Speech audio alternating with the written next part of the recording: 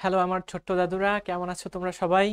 তোমাদের যখন আমি লাস্ট তোমার বন্ধন পড়াচ্ছিলাম, রাসায়নিক বিক্রিয়া পড়াচ্ছিলাম, তখন আমি বেশ কয়েকটা যৌগ নিয়ে কথা বলছিলাম। সেটা হচ্ছে সিলভার ক্লোরাইড, তারপরে বেরিয়াম সালফেট, অ্যালুমিনিয়াম ক্লোরাইড। বেশ কিছু যৌগ ছিল যে যৌগগুলার পানিতে দ্রাব্যতা খুবই কম ছিল। তখনই তোমরা সাথে সাথে খুব লজিক্যাল একটা প্রশ্ন উত্থাপন করছো যে ভাইয়া, এরা তো সব আয়নিক যৌগ, এই যে একটা ধাতু আর একটা অধাতু, Ag+Cl-, একটা আয়নিক যৌগ পানিতে এত কম দ্রবীভূত কেন হয়? বা আপনি বলছেন যে একদম দ্রবীভূত হয়ই না, এটা নাকি একটু সাথে সাথে পানিতে দেওয়ার সাথে সাথেই এটা অধঃক্ষিপ্ত হয়ে যায়।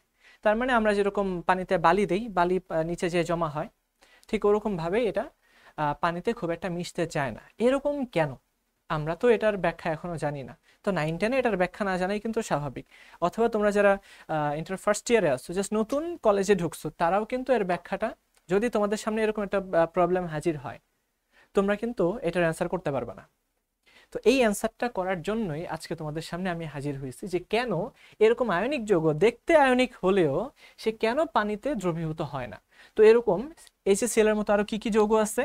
আরো আছে ভাইয়ারা, অ্যালুমিনিয়াম ক্লোরাইড, এটাও পানিতে না একটু অল্প পরিমাণে দ্রবীভূত হয়। তারপর কি আছে আরো? অ্যালুমিনিয়াম হাইড্রোক্সাইড, এটাও অল্প পরিমাণে দ্রবীভূত হয়। আরো কি আছে? Barium sulphate. তো বেরিয়াম সালফেট। আরো কি আছে? Calcium carbonate. এই যৌগগুলা পানিতে খুবই কম পরিমাণে দ্রবীভূত হয়। তো এই জাতীয় আর অনেকগুলা যৌগ আছে। আমি যদি তোমাদেরকে বলি যে এই যে সিলভার আয়োডাইড, ভাইয়ারা এটা তো একদমই দ্রবীভূত হয় না। সিলভার ব্রোমাইড, এটাও একদমই দ্রবীভূত হয় না। তারপরে এই যে সিলভার ক্লোরাইড। তারপরে বললাম যে লেড, লেড ক্লোরাইড। তারপরে হতে পারে যে তো লেড PbI2, লেড আয়োডাইড। এগুলা যদিও দেখতে আয়নিকের মতো লাগে, তারপরেও এরা পানিতে দ্রবীভূত হয় না। তারপরে খেয়াল করবা এদের মধ্যে না, আমি সব ধরনের ক্যাটায়ন কিন্তু আমি এখানে লিখি নাই, স্পেসিফিক কয়েকটা ক্যাটায়নকে আমি লিখছি। খুব মনোযোগ দিয়ে কথাটা শোনো। আমি কিন্তু সোডিয়াম পটাশিয়াম কখনোই লিখি নাই। যে সোডিয়াম ক্লোরাইড, এটা কিন্তু ভাই পানিতে খুবই দ্রবণীয় হয়। পটাশিয়াম ক্লোরাইড, এগুলা পানিতে খুবই দ্রবণীয় হয়। তার মানে কি এমন আছে, কি এমন আছে সিলভারের মধ্যে যেটা কিনা সোডিয়ামের মধ্যে নাই? অথবা এমনও বলতে পারি যে সোডিয়ামের মধ্যে বা পটাশিয়ামের মধ্যে এমন কি আছে যেটা সিলভারের মধ্যে নাই, যার কারণে এদের এমন বৈপরীত্য? এই প্রশ্নটা আমরা এখন তুলব এবং এটার একটা সমাধান করার চেষ্টা করব। খেয়াল করে দেখো, প্রথমেই আমরা জেনে নেই পানিতে দ্রাব্যতা। আমরা যখন দ্রাব্যতার কথা বলি, আমরা এজ ইউজুয়াল আমরা পানিতেই হিসাবটা করি, তাই না? পানিতে তুমি যখন বলো যে চিনির দ্রাব্যতা, তাহলে আমরা কোথায় মেশাবো চিনিটাকে? আমরা তো পানিতেই মেশাই, তাই না? তার মানে যদি দ্রাব্যতার কথা বলা থাকে, বাই ডিফল্ট তুমি পানি ধরে নিবা, ঠিক আছে? আর যদি অন্য কিছু বলা থাকে, ওটা অন্য হিসেব। যেমন কিছু জৈব দ্রাবক থাকতে পারে, বেনজিন থাকতে পারে, সেক্ষেত্রে অন্য হিসেব। আমরা পানিতে ধরে নিচ্ছি। আমরা সবাই জানি পানি একটা পোলার যৌগ, তাই না? পানি কি একটা পোলার যৌগ, অর্থাৎ এর মধ্যে একটা প্লাস পোল থাকে, একটা মাইনাস পোল থাকে। আর এই প্লাস মাইনাস যখনই এই সোডিয়াম পটাশিয়ামের সাথে যুক্ত হয়, আমরা যখন এই সোডিয়াম ক্লোরাইডকে পানির সাথে মেশাবো, তখন দেখা যাবে যে পানির ঋণাত্মক অংশটা এই সোডিয়াম প্লাসের সাথে যুক্ত হবে, আর পানির এই ধনাত্মক অংশটা ক্লোরিন মাইনাসের সাথে যুক্ত হবে। যুক্ত হয়ে দেখা যাবে এই সোডিয়ামটাকে তারা আলাদা করে ফেলবে, ক্লোরিনটাকে তারা আলাদা করে ফেলবে। ক্লোরিনের চারপাশে এরকম ভাবে পানির ডাইপোলগুলা চারপাশে কি থাকে? সজ্জিত থাকে। এই তো এইখানে ডাইপোলের পজিটিভ অংশটা চারপাশে সজ্জিত থাকে। এখন এই কাজটা কেন হয়? তোমাদেরকে যখন আমরা দ্রাব্যতা পড়াইছিলাম, তখন তোমরা বলছিলা যে ভাইয়া, এই জায়গাটায় এই ঘটনাটা এই কারণেই হয় যে এখানে Cl- যথেষ্ট পরিমাণে মাইনাস চার্জ আছে। এই মাইনাস চার্জটাকে খুব ইজিলি এই যে পানির যে আয়নগুলো আছে, ধনাত্মক আয়নগুলো, তারা এটাকে সেপারেট করে ফেলতে পারে। অর্থাৎ এই সোডিয়াম একদম কমপ্লিটলি প্লাস, ক্লোরিন একদম কমপ্লিটলি কি মাইনাস। তো প্লাস মাইনাস যদি হয়, তারা তো একটু সেপারেট হবেই, তাই না? তাদের মধ্যে একটা দূরত্ব আছে। আচ্ছা, তো এই প্লাস এসে মাইনাসটাকে নিয়ে ভাগায় নিয়ে গেছে, আর এই মাইনাস এসে সোডিয়াম প্লাসকেও ভাগায় নিয়ে গেছে। মানে সোজা বাংলা কথা, আসলে এটা না বলে উপায় নাই, ভাগায় নিয়ে গেছে। আচ্ছা, আমি এটাও লিখে দিচ্ছি, সুন্দর করে একটু গোছায় লিখে দিচ্ছি। এই যে দেখো, পানির যে ডাইপোলগুলো আছে, নেগেটিভটা এবার সোডিয়াম প্লাসের সাথে চারপাশে কি হয়ে থাকবে? ঘিরে থাকবে। এটা ভুল করে ফেললাম, এই যে আবার সঠিক করে ফেললাম। এইবার দেখি, এই যে মাইনাস, এই তো প্লাস। তো এইভাবে এই যে যথেষ্ট পরিমাণে যখন আয়নিক ক্যারেক্টার থাকে এদের মধ্যে, যথেষ্ট পরিমাণে আয়নিক ক্যারেক্টার, তাহলে আমি যদি এখানে লিখে দিই সোডিয়াম ক্লোরাইডের মধ্যে কি আছে, এনাফ বা যথেষ্ট আয়নিক ক্যারেক্টার আছে। অর্থাৎ আয়নিক ক্যারেক্টার আমরা কাকে বলবো, যে ধনাত্মক এবং ঋণাত্মক যথেষ্ট পরিমাণে দুইটা আয়নের উপর আছে। এই জন্যই যথেষ্ট পরিমাণে থাকার কারণে পানির প্লাস এবং মাইনাস এদেরকে কি করতে পারছে, ভাগায় নিয়ে যেতে পারছে, বা এদেরকে দ্রবীভূত করতে পারছে, সেপারেট করে ফেলতে পারছে। পানির সাথে এমন ভাবে মিশে গেছে যে তুমি শক্তিশালী মাইক্রোস্কোপ দিয়েও এদের আর অস্তিত্ব খুঁজে পাবা না। তুমি যখন ফিল্ট্রেশন করবা কখনো এরা পানি থেকে সহজে আলাদা হবে না। একমাত্র ওয়ে, তুমি এটাকে উত্তপ্ত করে পানিটাকে আলাদা করে দাও, তখন এরা আবার জমে যাবে, নিচে তলানি হিসেবে জমবে। এটা একমাত্র ওয়ে এটাকে আলাদা করার। আচ্ছা, তাহলে এবার আমরা একটু খেয়াল করি যে AgCl এর সমস্যাটা কি। AgCl এর মধ্যে কোন সমস্যাটা আছে যার জন্য এটা পানিতে দ্রবীভূত হয় না? পানি AgCl কে চিনে না। কেন চিনে না? না চেনার কারণেই তো মেইনলি কি হইলো, পানি এটাকে দ্রবীভূত করতে পারে নাই। তো কেন পানি এই AgCl কে চিনে না, খেয়াল করে দেখো। এই AgCl এর মধ্যে এনাফ প্লাস মাইনাস নাই, এনাফ আয়নিক ক্যারেক্টার নাই। কি এই AgCl এর মধ্যে কি নাই, do not have enough ionic character. যদি ক্যারেক্টারের সাথে না মিলে, দেখো পানি কি পোলার যৌগ, তাই না? তো পোলার যৌগটা কিন্তু আয়নিক যৌগকেই সে সলিউবিলাইজ করে ফেলবে তার মধ্যে। কিন্তু এই AgCl এর মধ্যে কি এনাফ পরিমাণে, পর্যাপ্ত পরিমাণে সেই আয়নিক ক্যারেক্টারটাই নেই। আয়নিক ক্যারেক্টার মানে কি ছিল, প্লাস এবং মাইনাস, যাদেরকে পানিটা চিনতো। তো এখন তার মধ্যে যেহেতু পর্যাপ্ত প্লাস মাইনাস নাই, সেই জন্য পানি তাকে আর চিনে না, এই জন্য পানি তাকে আর দ্রবীভূত করতে পারে না। এখন প্রশ্ন হচ্ছে, ভাই এটাও তো ধাতু অধাতুর মধ্যে গঠিত, তাহলে এর মধ্যে আয়নিক ক্যারেক্টার থাকবে না কেন? কেন থাকবে না? দেখো এখানে সিলভারের একটা সমস্যা আছে। এই সিলভার আয়নের তোমরা খেয়াল করবা, এই সিলভারের পারমাণবিক সংখ্যা 47, তাই না? এখন এর মধ্যে এত বেশি পজিটিভ চার্জ, 47টা প্রোটন আছে এর মধ্যে, 47টা প্রোটন। এখন এটা দেখা যায় কি, এই 47টা প্রোটন আমি যদি এইভাবে একটু আঁকাই, সবগুলো প্রোটনকে আমি এখানে আঁকাইছি, এবং বাহিরের যে অরবিটাল, বাহিরের যে শেলটা আছে, এই বাহিরের শেলটা দেখা যায় কি এই নিউক্লিয়াসের প্রায় কাছাকাছি। এটা কিন্তু 11 নম্বর গ্রুপে অবস্থান করে, মাথায় রাখবা। বাম থেকে যত ডানে যাবে, একটা মৌল বাম থেকে যত ডানে যাবে তার আকার তত ছোট হতে থাকে, তাই না? আকার ছোট হতে থাকে। তো দেখা গেল 47টা প্রোটন এই বাহিরের কক্ষপথকে এমন ভাবে আকর্ষণ করে না এটাকে আকার ছোট বানায় ফেলে, আকার ছোট। তার মানে যে পজিটিভ চার্জ এখানে জেনারেট করছে, তো সিলভার সে একটা ইলেকট্রন দান করে যে পজিটিভ চার্জ তৈরি করছে, এই পজিটিভ চার্জ অনেক অল্প জায়গাতে সীমাবদ্ধ থাকে। এই পজিটিভ চার্জ কি হয়, অনেক অল্প জায়গায় সীমাবদ্ধ বা পঞ্জীভূত হয়ে যায়। আর আমরা যদি চার্জ ঘনত্ব এর কথা চিন্তা করি, সেই ক্ষেত্রে উপরে হবে চার্জ আর নিচে হবে কি তার যে ব্যাসার্ধ বা আয়তন। তো দেখা যায় বাম থেকে ডানে যাওয়াতে পরমাণু সমূহের আয়তন ছোট হতে থাকে। আয়তন ছোট হতে যেয়ে এই অল্প জায়গাতে যখন চার্জটা পঞ্জীভূত হয়ে যায়, তখন চার্জের ঘনত্ব বেড়ে যায় অনেক, ভেড়া অনেক বেশি চার্জের ঘনত্ব বেড়ে যায়। ওখানে আরেকটা কথা আছে, এর মধ্যে না ডি অরবিটাল উপস্থিত। এর সর্বশেষ যে ইলেকট্রনগুলা, সেই ইলেকট্রনগুলা ডি অরবিটালে যেয়ে ঢুকছে। আর তোমাদেরকে একটা শব্দ বলবো, যে শব্দটা এখনই বুঝতে হবে না, কিছুদিন পরে যখন আমি ক্লাস করানো শুরু করব তখন সেটা বুঝতে পারবা। এই ডি অরবিটালের শিল্ডিং ইফেক্টটা কম, আচ্ছাদন প্রভাব কম, আচ্ছাদন ক্ষমতা কম। তার মানে প্রথম কথা, এটার আকার ছোট। হ্যাঁ, এটার আকার না অনেক ছোট। আকার ছোট হওয়ার কারণে এটা চার্জ ডেন্সিটি বেড়ে গেছে। দ্বিতীয়ত এটা বাহিরের যে ইলেকট্রনগুলো আছে, স্পেশালি 10 থেকে 12টা ইলেকট্রন, সবগুলো ইলেকট্রন 7টা ইলেকট্রন ডি অরবিটালে যে প্রবেশ করে বসে আছে। আর ডি অরবিটালগুলো দেখা যায় নিউক্লিয়াসটাকে এত বেশি শিল্ড করতে পারে না। যেহেতু শিল্ড করতে পারে না, নিউক্লিয়াসটা না এক্সপোজড হয়ে থাকে, নিউক্লিয়াসটা উন্মুক্ত হয়ে থাকে। তো এই নিউক্লিয়াস যেটা করে, নিউক্লিয়াসের এতে পাওয়ার বেড়ে যায়। তো দেখা যায় সিলভারের নিউক্লিয়াসের যে পাওয়ার, আমি নিউক্লিয়াসকে NU লিখে দিচ্ছি, নিউক্লিয়াসের পাওয়ার অনেক বেশি। নিউক্লিয়াসের পাওয়ার অর্থাৎ যে ধনাত্মক চার্জ এর পাওয়ার ভাই অনেক বেশি। তার মানে এই নিউক্লিয়াসের পাওয়ার বেশি হওয়ার দুইটা কারণ, একটা হচ্ছে তার আকার ছোট।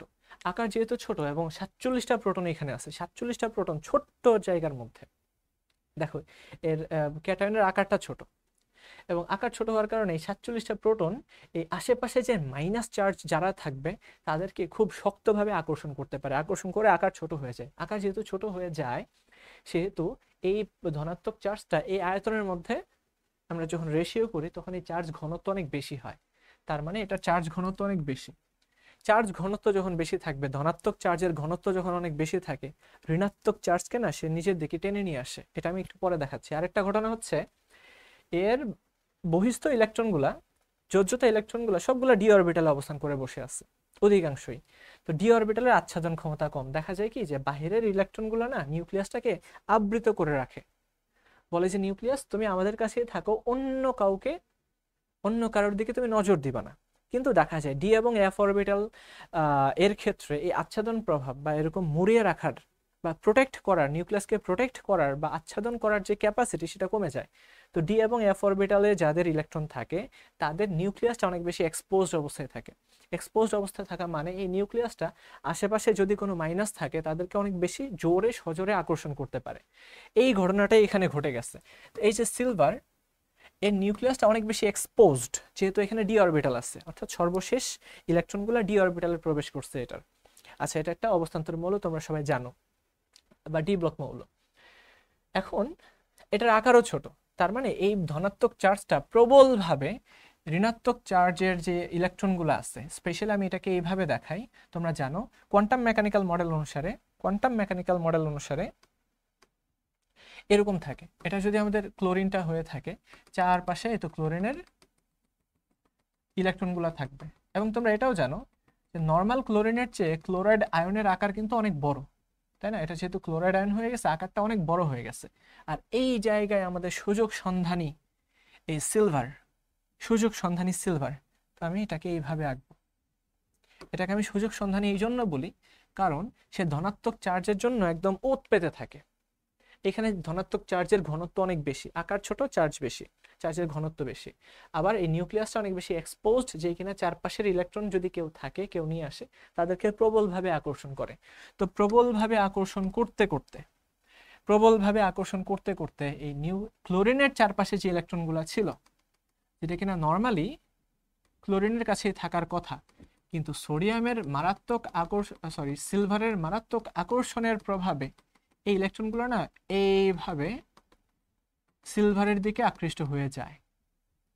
ব্যাপারটা এমন হয়েছে, এই একটা রাখাল অনেকগুলা ভেড়া নিয়ে যাচ্ছে, ঠিক আছে? ধরো যে 400-500 ভেড়াগুলো অনেক চারপাশে ছড়ায় ছিটায় আছে, আর এইখানে একটা নেকড়ে দাঁড়ায় আছে এক চিপায়। তো নেকড়েটা কি করবে? ছো মেরে একটা দুইটা ভেড়াকে নিয়ে যাবে না? সেম ভাবে তো এই সিলভার যেটা করলো, ক্লোরিনের ইলেকট্রনগুলোকে সে টেনে নিজের কাছে নিয়ে আসলো। তার মানে ঘটনা এবার কি ঘটলো? এই সিলভার যেটা কিনা একদম কমপ্লিটলি প্লাস থাকার কথা, এখন কিন্তু আর সে কমপ্লিটলি প্লাস থাকবে না। কেন থাকবে না? কারণ তার চারপাশে এখন ইলেকট্রন এসে বিরাজ করতেছে। ক্লোরিন যে কিনা কমপ্লিটলি মাইনাস থাকার কথা, সে আর মাইনাস থাকতে পারবে না, কারণ সেই ইলেকট্রনগুলো সোডিয়ামকে দিয়ে দিচ্ছে। আলটিমেটলি যখন দুইটা নিউক্লিয়াসের মাঝখানে ইলেকট্রন ক্লাউড বিরাজ করে, এটাকে আমরা এরকম একটা দাগ দিয়ে প্রকাশ করি।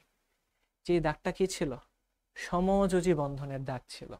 ঠিক যেমন হাইড্রোজেন এবং ক্লোরিনের মধ্যে একটা সমযোজী বন্ধন আছে, যে হাইড্রোজেন ক্লোরিন একটা ইলেকট্রন শেয়ার করার কথা, কিন্তু ক্লোরিন একটু বেশি ইলেকট্রন টেনে নিয়ে যায়, হাইড্রোজেন তার একটু কম থাকে। তো হাইড্রোজেন যতটুকু ইলেকট্রনকে টানে ভাই, এই সিলভার তার চেয়ে আরো বেশি ইলেকট্রন টানে। তার মানে হাইড্রোজেন ক্লোরাইডের যতটুকু পোলারিটি আছে, এই সিলভার ক্লোরাইডের ততটুকুও নাই। সিলভার ক্লোরাইডের পোলারিটি খুবই কম। তো কেন কম হয়েছে? কারণ এই জায়গায় ইলেকট্রন যেখানে ক্লোরিনের উপর থাকার কথা, সেখানে সিলভারের উপর এসে জমে গেছে সিলভারের আকর্ষণের কারণে, তাই না?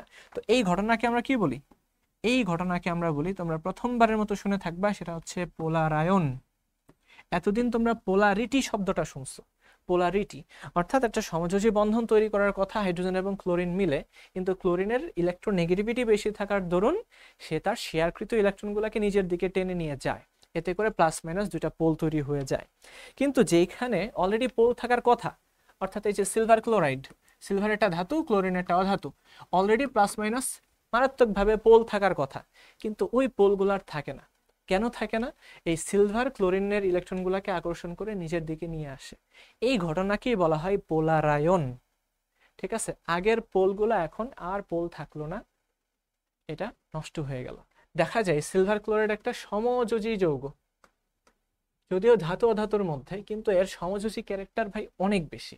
ঠিক সেম ভাবে অ্যালুমিনিয়াম ক্লোরাইড, খেয়াল করে দেখো জাস্ট, এই একটা অ্যালুমিনিয়ামের চার্জ কিন্তু ভাই +3, কিন্তু এর মধ্যে 13টা প্রোটন আছে, 13টা প্রোটন এবং চার্জ 3, আর চারপাশে আছে 10টা ইলেকট্রন। সুতরাং এর চার্জ ডেনসিটি এত এত বেশি, এত এত বেশি, যে ক্লোরিনের যে ইলেকট্রনগুলো আছে চারপাশে, এই ইলেকট্রনগুলোকে সে একদম নিজের কাছে টেনে নিয়ে আসে, একদম নিজের কাছে টেনে নিয়ে আসে, একদম নিজের কাছে টেনে নিয়ে আসে। এতে করে দেখা যায় অ্যালুমিনিয়াম ক্লোরাইড একটা সমযোজী ক্যারেক্টার প্রাপ্ত হয়। যদিও ধাতু অধাতুর মধ্যে বন্ধন, কিন্তু এদের মধ্যে কি একটা সমযোজী ক্যারেক্টার থাকে। তো এদেরকে, এই ঘটনাকে বলা হয় পোলারায়ন। কোন একটা যৌগের মধ্যে যত বেশি পোলারায়ন হবে, ওই যৌগটা তত বেশি সমযোজী হবে, হোক ধাতু অধাতুর মধ্যে, কিন্তু তারপরেও তার মধ্যে সমযোজী ক্যারেক্টার থাকে। এখন আমরা একটু পুরা জিনিসটাকে সামারাইজ করে ফেলি। কেমনে সামারাইজ করব? পুরা ক্লাসের একটা সামারি তৈরি করি। আচ্ছা, এই পোলারায়ন কোন কোন ক্ষেত্রে বেশি হয় খেয়াল করো। 1 নাম্বার, ক্যাটায়ন যেটা আছে, ক্যাটায়নের চার্জ ঘনত্ব বেশি হলে, ক্যাটায়নের চার্জ ঘনত্ব, ক্যাটায়নের চার্জ ঘনত্ব যদি বেশি হয়, বুঝতেই পারতেছো, এই ক্যাটায়নটা অ্যানায়নের কাছ থেকে সব ইলেকট্রন টেনে নিয়ে আসবে, সমযোজের মতো বানায় ফেলবে, যেখানে মাঝামাঝি ইলেকট্রন তারা শেয়ার করা শুরু করে। ক্যাটায়নের ইলেকট্রন ডেনসিটি বেশি হলে। 2 নাম্বার, ক্যাটায়নে যদি, আচ্ছা ডেনসিটি, চার্জ ডেনসিটি কখন বেশি হয়? যদি চার্জের পরিমাণটা বেশি হয়, চার্জ যদি বেশি হয় আর আয়তন যদি কম হয়, তাইলেই তো ঘনত্ব বেড়ে যায়, তাই না? তাইলেই ঘনত্ব বেড়ে যাবে, কম আয়তনে বেশি চার্জ। খেয়াল করে দেখবা, আমি একটু পাশে লিখে দিচ্ছি, অ্যালুমিনিয়াম 3+, ভাইয়া এটার কিন্তু পোলারায়ন ক্ষমতা অনেক বেশি। তারপরে লেড 2+, তারপরে ধরো যে বেরিয়াম, না বেরিয়াম অত বেশি না, লেড। তারপরে আমরা বলবো যে স্টেনাম 4+। ভাইয়ারা এগুলা এত বেশি চার্জ ডেনসিটি যুক্ত যে এদের অধিকাংশ যৌগই সমযোজী যৌগ হয়, যদিও এরা ধাতু। আচ্ছা, এবং এই ধাতুগুলো একটু পর্যায় সারণীর ডান দিকে অবস্থান করে, এটা মাথায় রাখবা। আচ্ছা, ক্যাটায়নের যোজ্যতা ইলেকট্রনগুলো যদি, ক্যাটায়নের যোজ্যতা ইলেকট্রন ডি অথবা এফ অরবিটালে প্রবেশ করলে তখন দেখা যায় যে শিল্ডিং কম হয় এবং নিউক্লিয়াসটা অনেক বেশি এক্সপোজড থাকে। তো নিউক্লিয়াস হচ্ছে ধনাত্মক চার্জ, সে যদি এক্সপোজড থাকে, তো নিউক্লিয়াস চারপাশের অন্যান্য অ্যানায়নের যে ইলেকট্রনগুলো আছে তাদেরকে এমনভাবে টেনে নিজের কাছে এনে একদম শেয়ার করা শুরু করে, অর্থাৎ সমযোজী ক্যারেক্টার প্রাপ্ত হয়। অরবিটালে ইলেকট্রনগুলো ডি এবং এফ অরবিটালে প্রবেশ করলে, তো সেই জায়গায় দেখা যায় এটা আমাদের লেড 2+ এর আবির্ভাব হয়। লেড 2+ এর মধ্যে অধিকাংশ থাকে, ডি এবং এফ অরবিটালে ইলেকট্রনগুলো থাকে, স্পেশালি ডি অরবিটালে থাকে। তারপরে যতগুলা ল্যান্থানাইড অ্যাক্টিনাইড আছে, ল্যান্থানাইডস এবং অ্যাক্টিনাইডস, এরা সবাই এরকম সমযোজী ক্যারেক্টার প্রাপ্ত হয়। 3 নাম্বার, অ্যানায়নের একটা বৈশিষ্ট্য আছে, অ্যানায়নের আকার যদি বেশি হয়,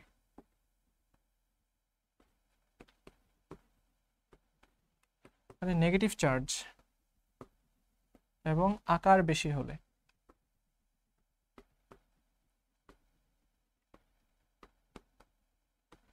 তো অ্যানায়নের মাইনাস চার্জ এবং আকার যদি বেশি হয়, তো খেয়াল করে দেখবা যে আমাদের ফ্লোরিন, এটার -1, এটার আকার ধরো যে এতটুকু, ক্লোরিন -1, এটার আকার কিন্তু ভাই এত বড়।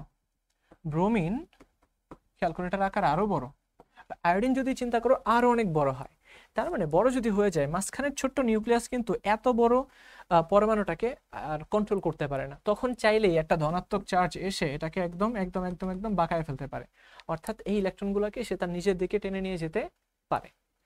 আচ্ছা, আবার চিন্তা করে দেখো, যদি অ্যানায়নের তোমাদেরকে পারমাণবিক বা আয়নিক আকার পড়াইছি, তো অ্যানায়নের চার্জ যত বেড়ে যায়, অর্থাৎ নেগেটিভ চার্জ যত বেড়ে যায়, তত কিন্তু তার আকার বড় হতে থাকে। N3-, এটার আকার কিন্তু ভাই অনেক বড়। তো নেগেটিভ চার্জ যত বেশি বাড়তে থাকে, এটার আকার তত বাড়তে থাকে। আকার যত বাড়তে থাকে, নিউক্লিয়াসটা বহিস্থ কক্ষপথের ইলেকট্রনগুলোর উপরে কন্ট্রোল হারায় ফেলে। কন্ট্রোল হারায় ফেললেই এরকম কিছু ঘটনা দেখা যায়। এতে পোলারায়ন বেশি হয়, হলে যৌগের সমযোজী ক্যারেক্টার বেড়ে যায়, সমযোজী ধর্ম বেড়ে যায়। যৌগের আয়নিক ধর্ম কমে যায়। এই ঘটনাগুলো যদি দেখা যায়, তাহলে সমযোজী ক্যারেক্টার বাড়ে, আয়নিক ক্যারেক্টার কমে, অর্থাৎ দ্রাব্যতা কমে যাবে। আবার আরেকটা ঘটনা দেখা যায়, সেটা হচ্ছে যৌগটা রঙিন হওয়ার প্রবাবিলিটি আবার বেড়ে যায়। তো দেখা যায় যত বেশি এরকম পোলারায়ন হয়, যৌগটা তত বেশি আবার রঙিন হয়। পানিতে দ্রাব্যতা কমে যাবে, কিন্তু আবার খেয়াল করবা, যদি এটা অপোলার দ্রাবক হয়, অপোলার দ্রাবকে কিন্তু আবার দ্রাব্যতা বেড়ে যাবে। তার মানে এই তিনটা ঘটনা যদি ঘটে, সেখানে পোলারায়ন বেশি হবে, সেখানে সমযোজী ধর্ম বেড়ে যাবে। সমযোজী ধর্ম বেড়ে গেলে পানিতে দ্রাব্যতা কমে যাবে, কিন্তু অপোলার দ্রাবক যেমন বেনজিন, সাইক্লোহেক্সেন বা হেক্সেন, ওদের মধ্যে আবার দ্রাব্যতা বেড়ে যাবে। তারপর আয়নিক ধর্ম কমে যাবে। আয়নিক ধর্ম কমে যাওয়া মানে পানিতে দ্রাব্যতা কমে যাওয়া। আচ্ছা, তারপরে পোলারায়ন যত বেশি হয়, যৌগটা তত বেশি রঙিন হয়। জাস্ট একটা উদাহরণ দিয়ে আমি এটা শেষ করে ফেলবো এখন। খেয়াল করে দেখবা যে সিলভার ফ্লোরাইড, এখানে ফ্লোরিনের আকার কিন্তু ছোট, এটা একটা আয়নিক যৌগ এবং এটা বর্ণহীন। আয়নিক যৌগ অধিকাংশই বর্ণহীন হয়। সিলভার ক্লোরাইড, ক্লোরিনের আকার বড় হয়ে গেছে, এবার সিলভার কি করলো, ক্লোরিন থেকে ইলেকট্রন নিজের দিকে টেনে নিয়ে আসলো। এটা কিন্তু ভাইয়েরা কোভ্যালেন্ট ক্যারেক্টার বেড়ে যায়, অর্থাৎ পোলারায়ন বেশি। এটা কিন্তু হোয়াইট হয়ে থাকে, এই যে এই যৌগটা হোয়াইট, আর এটা ছিল কালারলেস, একদম কালারলেস। তারপরে তুমি যদি চিন্তা করো সিলভার ব্রোমাইড, এটা যদি দেখে থাকো, এটা হালকা হালকা হলুদ দেখা যায়, এটাও কোভ্যালেন্ট। তবে এর কোভ্যালেন্ট ক্যারেক্টার সিলভার ক্লোরাইড থেকে আরো বেশি, এটা জাস্ট ইয়েলোইশ, এটা হয়ে থাকে ইয়েলোইশ।